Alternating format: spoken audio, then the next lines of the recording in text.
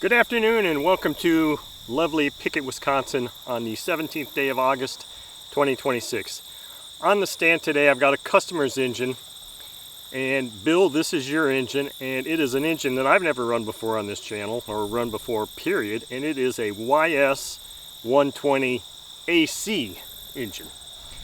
So Bill sent this to me because he had it sent to a service place twice and it came back and it still wasn't operating properly. So the symptoms that Bill described to me were that it will start up and run, and after about a minute or two, maybe less, I don't recall exactly, he would start seeing bubbles in this line. So I'm thinking, well, we got a fuel regulator issue. Well, this was supposedly a fairly reputable service center, so he sent it to me to see if I could remedy this engine in some way or fashion. So the first thing I did is, this is the first video I've made of this. I didn't make a video of my initial inspection. What I did was I just started looking the engine over, and I hooked up a tank empty and did a pressure test and all that kind of stuff. I don't see any real issues with any of these fittings. They look fine. However, this engine does incorporate two check valves. One that's on this side, which is your normal check valve, I'll say normal for a YS engine, and then there's another one here connected to the air chamber in the rear cover, or the rear case, which I'll put a picture of up. And what I found was that check valve was not in the right orientation. It wasn't closing or opening, or it wasn't allowing airflow in the proper direction according to what I interpret as correct on the manual, or the instructions, which they show like an arrow on this thing. Now this particular check valve doesn't look like a normal YS one. It should work.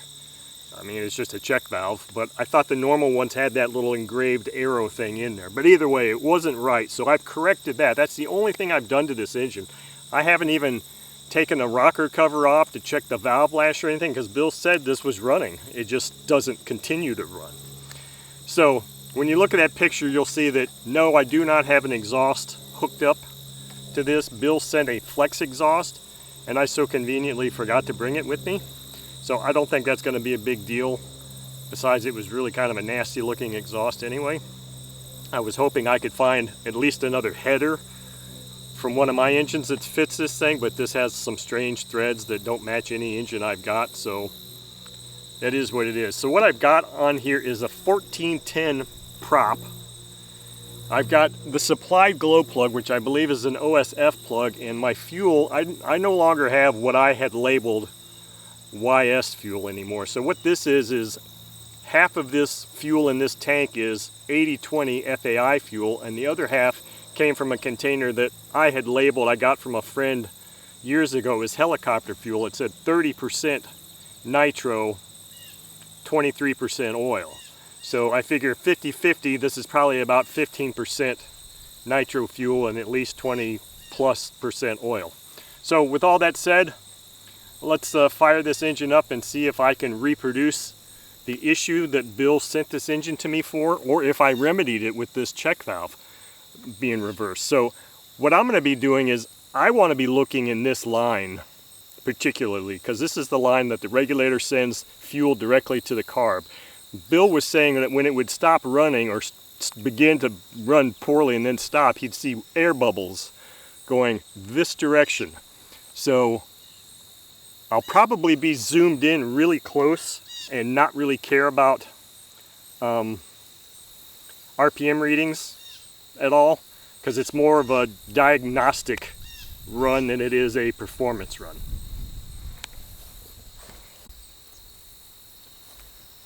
Okay, so I got my starter here.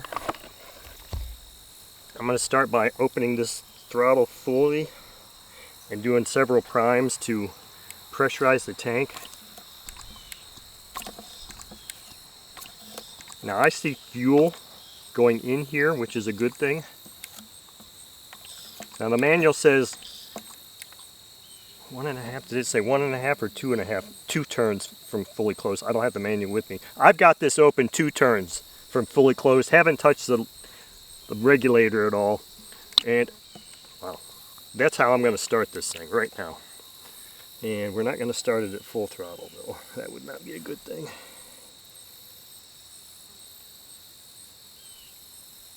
Okay.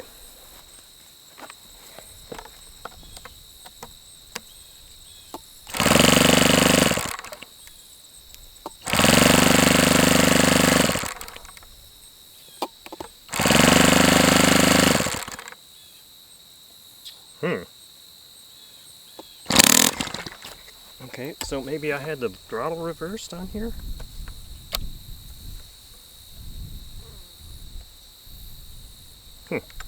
Did that loosen that? I think I loosened that.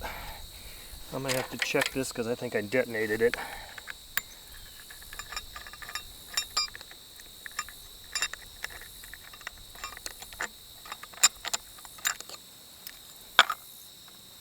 Let's check this. Now this 1410 prop doesn't really allow this spinner to seat like I would like it to.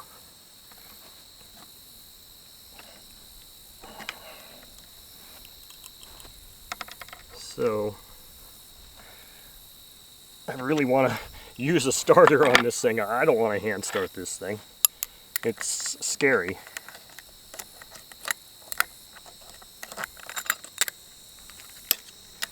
I'm not into being scared today.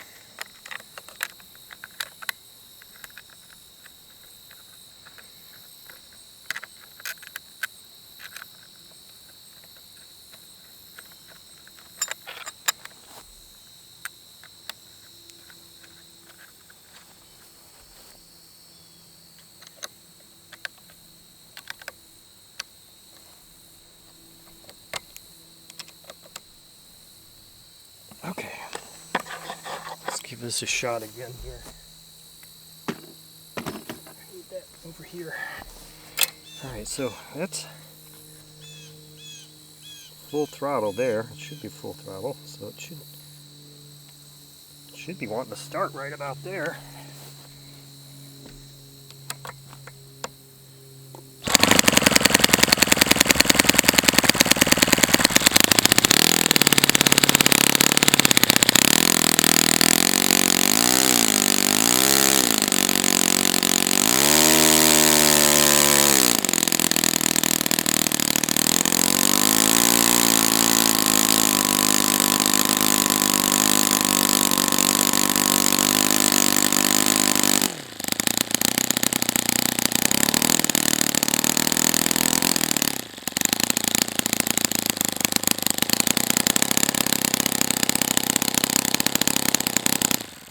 Okay, so I can see the issue immediately here.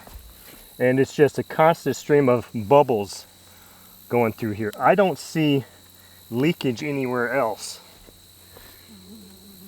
So I was really hoping that that was just going to remedy this.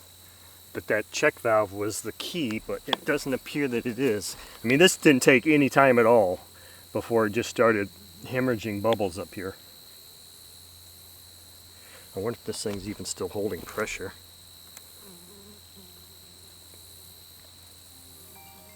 Yes, it is. So let's relieve pressure here. Okay. So, I don't know. The only other thing I would think is that maybe I didn't see any leakage here coming from this joint. Maybe there's a leak here at this fuel nipple, or this, this nipple connection. Maybe it needs to have a new gasket, but I guess that's gonna kind of end our run right here because I've already reproduced the issue that Bill saw. So that kind of sucks.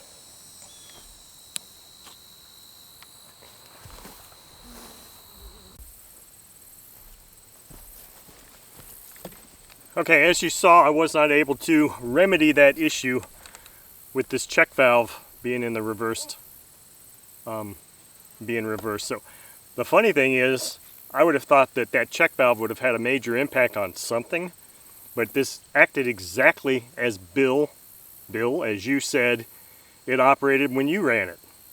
That almost immediately you just start seeing a whole bunch of air bubbles in here. So what I did is I went ahead, did a little bit of field maintenance. I pulled this regulator off, and in the channel on this side, I found crap. There was like a piece of silicone or something. It looked like I had to get it out with a little pick. It was stretchy, and there may be more in there. I pulled out what I found. I inspected the gasket. It looked fine. Don't see anything wrong with it. So put it back on, exact same thing happened. So this is going to require going into the, taking it off the stand and doing an in-depth analysis of this area here, the regulator. And I don't think that it's these nipples, but you never know. It could be. So I may have to see about getting some new gaskets for these things. I don't know where the air would be coming from other than the seal of the regulator. Now hopefully it's just a gasket that's a problem. When I get into the apartment and take the regulator all apart, I'll take the diaphragm out and all that good stuff too. Check out the plunger and the spring and all that stuff. But I mean, with a leak, an air intrusion like that, it's got to be either a gasket or one of the mating surfaces has got some damage that the gasket is not filling, or one of these inlets is letting air in. I mean, that's the only thing it can be. That's the only thing I'm aware of that it could possibly be. And if it's something beyond that, I'm not sure. So I'm puzzled as to what this check valve here is supposed to do, because it doesn't seem to be doing anything. I don't know. So anyway, that's our quick diagnosis run, and now it's back to the table for more investigation.